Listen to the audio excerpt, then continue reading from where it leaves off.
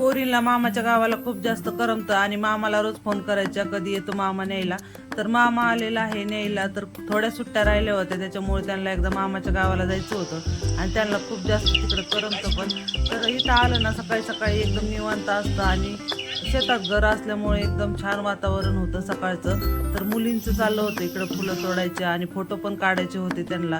तर माहेरी आल्यावर ना एकदम निवांत असतं, दिवसभर काहीच काम नसतं, जेवण करायचं आणि मस्त बसायचं, हाच आराम असतो. तर जेवणामध्ये आज एवढ्या भाज्या बनवल्या होत्या ना, तुरीच्या डाळीचं वरण, मटकीचं वरण, बटाट्याची भाजी, वांग्याची भाजी, अजून गावाकडे लवकरच कामं आवरतात सगळे, स्वयंपाक पण लवकरच होतो. तर स्वयंपाक झाल्यानंतर आम्ही सगळ्यांनी मिळून जेवण केलं.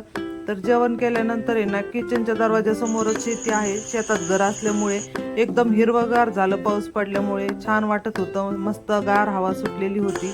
तर असा